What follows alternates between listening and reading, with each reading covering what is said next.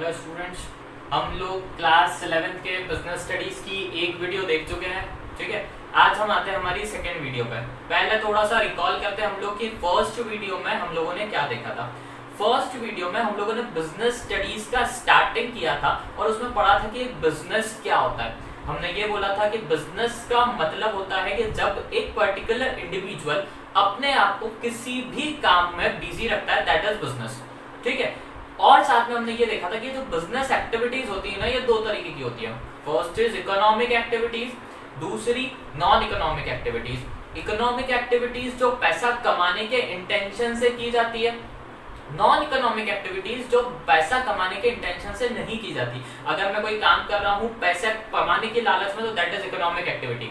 और अगर कोई काम मैं ऐसा कर रहा हूं जिससे मुझे पैसा कमाने की कोई इच्छा नहीं है, बस मैं अपने सेटिस्फेक्शन के लिए, एक वेलफेयर के लिए, लव अफेक्शन बॉन्ड के लिए वो काम करे जा रहा हूं, that is non economic activities. आज हम देखते हैं what are the characteristics of business activities. ठीक है, अब बिजनेस एक्टिविटीज के कैरेक्टरिस्टिक्स क्या होते हैं हम ये देखते हैं। देखो, फर्स्ट आता है हम लोगों के पास में इकोनॉमिक एक्टिविटी। पहले देख लेते हैं ये कौन कौन सा एलिमेंट्स है। Economic activity, profit earning, uncertainty of return, sales और exchange of goods and services और एलिमेंट्स ऑफ रिस्क। देखो ये किस तरीके से वर्क करते हैं कैरेक्टरिस्टिक्स हमारे। पहला, इकोनॉमिक एक्टिविटीज। अगर मैं कोई सा भी बिजनेस कर रहा हूं तो मेरा ये इंटेंशन है कि उस बिजनेस से मुझे कुछ ना कुछ पैसा मिलना चाहिए। अगर मैंने बिजनेस करा तो बिजनेस का मतलब भी यही है कि मैंने सबसे पहले अपना पैसा किसी काम में इन्वेस्ट करा था। अगर मैंने अपना काम में पैसा इन्वेस्ट करा और मुझे उससे पैसा वापस नहीं मिल रहा है, मतलब जितना मैंने इन्वेस्ट करा मैं ये चाहूंगा कि उससे थोड़ा एड ऑन होके ही मुझे मिले, तो जो भी काम मैं बिजनेस में करता हूं वो मेरी इकोनॉमिक एक्टिविटीज रहती है। क्यों? क्योंकि मेरा इंटेंशन था कि इस पर्टिकुलर काम से, इस पर्टिकुलर बिजनेस एक्टिविटी से मैं पैसा कमाऊंगा, इसलिए बिजनेस को क्या बोला जाता है? Economic activities. First point clear. Second point पे आता है। सेकेंड पॉइंट है हमारा प्रॉफिट अर्निंग। अब प्रॉफिट अर्निंग क्या? अगर मैंने कोई सा बिजनेस स्टार्ट करा, फॉर एग्जांपल मैंने एक बिजनेस में अपने लगाए 10,000 रुपीज, मैंने 10,000 का इन्वेस्टमेंट करा। अब मैं चाहूंगा कि जब मेरा बिजनेस आगे बढ़े और मुझे रिटर्न में पैसा मिले, तो भैया ये जो 10,000 मैंने बिजनेस में लगाए थे ये तो मुझे मिलना ही चाहिए, प्लस मैंने जितनी उतने टाइम में मेहनत करी उसका भी रिवॉर्ड तो मुझे मिलना चाहिए। मैंने 10,000 लगाए थे और मैंने एक महीने तक काम करा। अब 10,000 में एक महीने काम करने के बाद भी अगर मुझे 10,000 रुपए ही वापस मिल रहे तो मेरा प्रॉफिट तो कुछ हुआ ही नहीं। बिजनेस करने का, एक महीने मेहनत करने का मतलब क्या निकला? तो मैं जब भी बिजनेस करता हूं, जितना भी मैंने इन्वेस्ट करा है उससे कुछ ज्यादा मुझे एज अ प्रॉफिट मिलना चाहिए। मतलब जितना पैसा मैंने इन्वेस्ट करा था वो तो मिला, प्लस साथ में क्या मिला? उसका प्रॉफिट मिला। ये भी एक होता है बिजनेस का कैरेक्टरिस्टिक्स कि अगर मैं बिजनेस कर रहा हूं तो प्रॉफिट भी मेरे पास होना चाहिए, वरना वो बिजनेस कोई काम का नहीं है। क्लियर? फिर रहता है यहाँ पे अनसर्टेनिटी ऑफ रिटर्न। आप अगर बिजनेस में पैसा लगा रहे हो ना, तो इसमें रिटर्न की कोई सर्टेन कंडीशन नहीं है कि आपको कितना रिटर्न में मिलने वाला है। हमने यहाँ पे लगाए थे 10,000, ठीक है, हो सकता है अगली बार में आप इन्वेस्टमेंट डबल हो गए, जैसा आपका कि आपने 10,000 लगाए थे और आपको 10,000 का प्रॉफिट हो जाए, टोटल आपके पास कितने हो गए? 20,000 रुपए।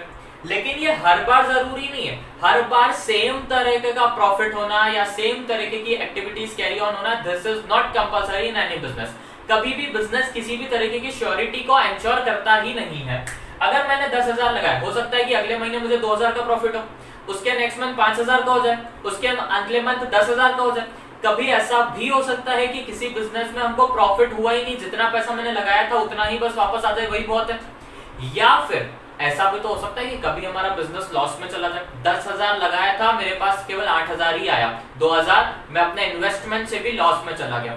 तो यहाँ पर बिजनेस में कभी भी रिटर्न की सर्टेनिटी नहीं रहती है। It causes uncertainty of return. कितना रिटर्न आएगा, कब आएगा, कैसे आएगा, कहां से आएगा, कोई श्योरिटी नहीं। ठीक है। फोर्थ पॉइंट, सेल्स और exchange of goods and services. अब ये क्या होता है वो सुनो। बिजनेस का मतलब होता है किसी भी गुड्स एंड सर्विसेज, या तो मैं गुड्स प्रोडक्ट प्रोवाइड करूंगा या सर्विसेज प्रोवाइड करूंगा। मैं कोई किसी के घर पे जाकर सामान दूंगा या किसी के घर पे जाकर काम करूंगा, या तो गुड्स या तो सर्विसेज। बिजनेस में या तो उन गुड्स एंड सर्विसेज का सेल होगा या तो एक्सचेंज होगा। सेल करेंगे मतलब हम बात कर रहे हैं मॉनिटरी टर्म्स में कि अगर मैंने सामान दिया तो पैसा लूंगा, अगर सामान लिया तो पैसा दूंगा। और एक्सचेंज में क्या आता है कि प्रोडक्ट के बदले प्रोडक्ट, एक प्रोडक्ट मैं सामने वाले से लूंगा तो उसको दूसरा प्रोडक्ट दूंगा। अगर मैं कोई प्रोडक्ट दे रहा हूं, मुझे जिस प्रोडक्ट की जरूरत है मैं उससे ले लूंगा, उससे जिस प्रोडक्ट की जरूरत है मैं सामने वाले को दे दूंगा। तो बिजनेस में क्या चलता है, सेल और exchange of goods and services. ये पॉइंट भी क्लियर। अगले पॉइंट पे आते हैं अपन। अगला पॉइंट अपने को आगे जाके ना और डिटेल में भी पढ़ना है। देखते हैं क्या होता है। Elements of risk. कोई भी बिजनेस बिना रिस्क के नहीं चलता है। मतलब अगर आपको बिजनेस स्टार्ट करना है, अगर आप स्टार्टिंग में पैसा इन्वेस्ट करने की हिम्मत नहीं करोगे तो बिजनेस को आगे सक्सेसफुल कैसे बनाओगे। आपको रिस्क तो लेना ही पड़ेगा। आप इस बात का अश्योर हो ही नहीं सकते कि आपका बिजनेस चलेगा, सक्सेसफुल होगा, फेल होगा, कुछ भी नहीं बोल सकते। लेकिन इन सब के बावजूद आपको रिस्क लेकर अपना पैसा इन्वेस्ट करना है। जब तक आप रिस्क नहीं लोगे बिजनेस में सक्सेसफुल नहीं हो सकते। अब जो पैसा आपने लगाया है बिजनेस में वो बहुत ज्यादा डबल ट्रिपल भी हो सकता है, थोड़ा सा इंक्रीमेंट भी हो सकता है, या फिर पूरा पैसा डूब जाए, ऐसा भी हो सकता है। लेकिन फिर भी आपको रिस्क तो लेना पड़ेगा। आगे चल के अगर आपको बिजनेस को और फ्यूचरिस्टिक पर्पस में और एक्सपांड करना है तो भी आपको रिस्क तो लेना ही पड़ेगा। मान लो कि आपने 10,000 लगाए थे, अगले महीने 10,000 का प्रॉफिट हो गया तो आपके पास अब कितना अमाउंट हो गया, 20,000। आपने रिस्क लिया कि अब मैं बिजनेस में 20,000 लगाऊंगा, ठीक है। अब ये जो 20,000 लगा है, जरूरी नहीं है कि इस महीने 10,000 का फायदा हुआ है तो अगली बार भी 10,000 का फायदा होगा। हो सकता है कि 10 का हो जाए, हो सकता है 15 का हो सकता है कि पूरा की पूरा 20,000 डूब जाए। जो आपने इंटरेस्ट कमाया था पहले मंथ में, जो प्रॉफिट कमाया था वो भी डूब जाएगा। लेकिन फिर भी आपको रिस्क लेना इंपॉर्टेंट है। बिना रिस्क के बिजनेस एक्टिविटीज आगे नहीं बढ़ती। क्लियर है। तो 5 कैरेक्टरिस्टिक्स हमने बिजनेस के देखे। इकोनॉमिक एक्टिविटीज मतलब पैसा, ठीक है, ऐसा काम जो पैसे कमाने की इंटेंशन से किया गया। प्रॉफिट अर्निंग, बिजनेस में पैसा लगाया, प्रॉफिट मिलेगा तो बिजनेस सक्सेसफुल है, नहीं तो नहीं है।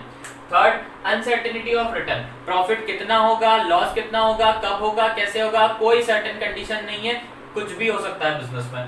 सेल और exchange of goods and services. Product या फिर सर्विसेज या तो हम बेचेंगे और पैसा लेंगे या फिर एक्सचेंज करेंगे। हमें जिस प्रोडक्ट की जरूरत है हम सामने वाली पार्टी से लेंगे, उसे जिस प्रोडक्ट की जरूरत है हम सामने वाली पार्टी को प्रोवाइड करेंगे।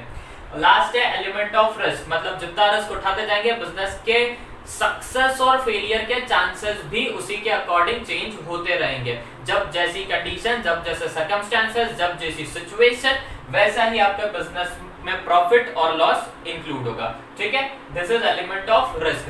रिस्क लेना कंपलसरी है, बिना रिस्क के हम लोग आगे नहीं कर सकते चीजें। क्लियर है।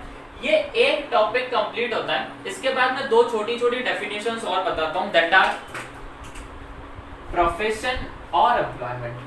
बिजनेस में हमने क्या देखा, business is a kind of entrepreneurship. Entrepreneurship की जब मैं एक इंडिविजुअल अपने किसी भी काम के लिए, जो मेरा खुद का काम है उसमें मैं पैसा इन्वेस्ट कर रहा हूं, खुद उसमें काम कर रहा हूं, खुद पैसा कमा रहा हूं, दैट इज बिजनेस।